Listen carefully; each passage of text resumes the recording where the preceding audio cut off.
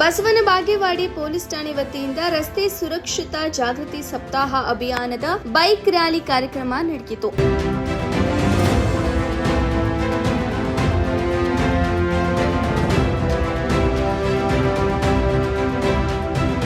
ಪಟ್ಟಣದ ವಿರಕ್ತ ಮಠದ ಸಿದ್ದಲಿಂಗ ಸ್ವಾಮೀಜಿ ಹಾಗೂ ಡಿವೈಎಸ್ಪಿ ಬಲ್ಲಪ್ಪ ನಂದಗಾವಿ ಹಾಗೂ ಸಿಪಿಐ ಗುರುಶಾಂತ್ ಗೌಡ ದಶ್ಯಾಳ್ ರವರು ಬೈಕ್ ರ್ಯಾಲಿಗೆ ಚಾಲನೆ ನೀಡಿದರು.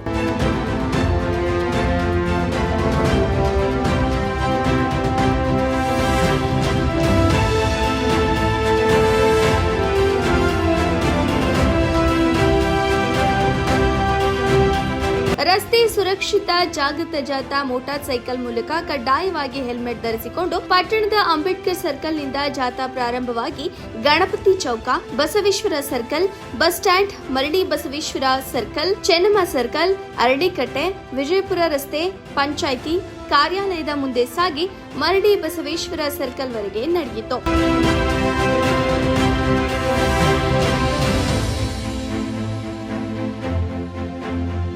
ಈ ಸಂದರ್ಭದಲ್ಲಿ ಎಎಸ್ಐಗಳಾದ M I Talawar, police head constable Jagadish Takkoda, Basavaraja Shebagonda, Shrishail Chigari, Sunil Malli, Neelakantha Gyandara, Ramesh Guli, D L Pujari, Srikanth Kuppigoudar, Venkatesh ಉಪಸ್ಥಿತರಿದ್ದರು.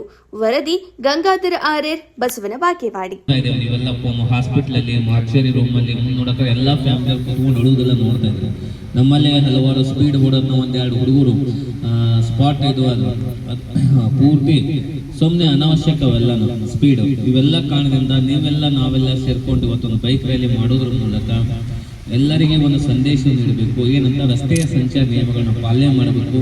ಹೆಲ್ಮೆಟ್ ಇರೋದು ನಮ್ಮ ಪ್ರೊಟೆಕ್ಟಿವ್ ಆಗಿ, ಹೇಗೆ ಮೊಬೈಲ್ ನಾವು ಯೂಸ್ ಮಾಡ್ತೇವೆ, ಮೊಬೈಲ್ ಅತ್ಯವಶ್ಯಕ ಹಾಗೂ ನಮ್ಮ ಹೆಲ್ಮೆಟ್ ಯಾವುದೇ ಮನೆಯಿಂದ ಹೋಗೋಕ್ಕಿಂತ ಮುಂಚೆ ಹೆಲ್ಮೆಟ್ ತಗೊಂಡು ಹೋಗಿ ಬೈಕ್ ಯೂಸ್ ಮಾಡುವಾಗ ಹೆಲ್ಮೆಟ್ ತಲೆಯಲ್ಲಿ ಇರಬೇಕು. ಯಾಕಂದ್ರೆ ಹೆಲ್ಮೆಟ್ ನಮ್ಮ ರಕ್ಷಣಾ ಕವಚ. 2021 ಮತ್ತು 2022ರಲ್ಲಿ ಕೋವಿಡ್ ಬಂದಿತ್ತಲ್ಲ, ಅದರಲ್ಲಿ ಇಡೀ ನಮ್ಮ ದೇಶದಲ್ಲಿ ಸತ್ತವರ ಸಂಖ್ಯೆ ಒಂದು 4 ಲಕ್ಷ.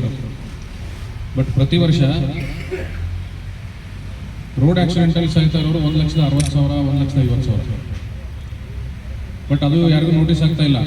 ಕೋವಿಡ್ದಲ್ಲಿ ಅಷ್ಟು ಜನ ಸತ್ರು ಅಂತ ನಾವೆಲ್ಲರಿಗೂ ಮಾತಾಡ್ತೀವಿ. ಬಟ್ ಪ್ರತಿ ವರ್ಷ ಆಕ್ಸಿಡೆಂಟಲ್ಲಿ ಸಾಯ್ತಾ ಇದ್ದಾರೆ.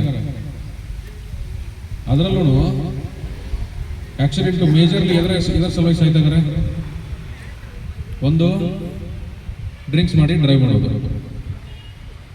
ನಾರ್ಮಲ್ ಆಗಿ ಒಂದು, ನನ್ನ ಮಗ ನನ್ನ ಮಾತು ಕೇಳಂಗಿಲ್ಲ, ನಾವು ನಮ್ಮ ತಂದೆ ಮಾತು ಕೇಳಂಗಿಲ್ಲ ಅಂತಂದ್ರೆ ಅವನ್ ಮಷಿನ್ ನಮ್ಮ ಮಾತು ಕೇಳುತ್ತಾ? ಮತ್ತು ಹಂಗಿದ್ದಾಗ ಕುಡಿದು ಅನ್ಕಂಟ್ರೋಲ್ ಇದ್ದರೆ ನಮ್ಮ ಮಾತು ಎಲ್ಲಿ ಕೇಳ್ತಕ್ಕದು? ಆಮೇಲೆ ಈ ಗಾಡಿಗಳು ಹೊಡೆಯೋರೆಲ್ಲ ಎಲ್ಲರೂ ಯೂಶುವಲಿ ಯಾರು ಮನೆ ಯಾರೋ ಕೆಲಸ ಮಾಡೋರೆ, ಮನೆಗೆ ಒಂದೇನೋ ಒಂದು ಆಸರೆ ಆಗಿರೋರೆ, ಅಂದ್ರೆ ಏನಾದ್ರು ತಂದು ಮನೆಗೆ ದುಡ್ದು ತಂದು ಹಾಕೋರೇನೆ, ಉಳಿದವ್ರು ಯಾರು ಮಾಡಲ್ಲ. ಸೊ ಮತ್ತೆ ಆ ರೀತಿ ಮಾಡೋರೆಲ್ಲರೂ ರಸ್ತೆ ಅಪಘಾತದಲ್ಲಿ ಏನಾದ್ರು ಪ್ರಾಣ ಕಳೆದುಕೊಂಡ್ರೆ ಪೂರ್ತಿ ಮನೆ ಅನಾಥ ಆಗಿಬಿಡುತ್ತೆ. ಒಂದು ರಸ್ತೆ ಸುರಕ್ಷತಾ ಜಾಗೃತಿ ಮುಂದಿನ ಜೀವನ ಚೆನ್ನಾಗಿರಲಿ ಅಂತ ಹೇಳಿ ನಮ್ಮ ಪೊಲೀಸ್ ಸಿಬ್ಬಂದಿಯವರು ಮಾಡ್ತಾ ಇದ್ದಾರೆ. ನಾವು ಯಾವುದೇ ಕಾರಣಕ್ಕೂ ಫೈನ್ ಆಗ್ತೈತಿ ಅಥವಾ ಏನೋ ನಮಗೆ ತೊಂದರೆ ಕೊಡ್ತಾರೋ ಅನ್ನೋ ದೃಷ್ಟಿಯಿಂದ ನಾವು ಹೆಲ್ಮೆಟ್ ಹಾಕೊಂಡು ಗಾಡಿ ಹೊಡೆಯೋದಲ್ಲ. ನಮ್ಮ ಜೀವನ ಸುರಕ್ಷತೆ ಇರ್ಬೋದು. ನಮ್ಮ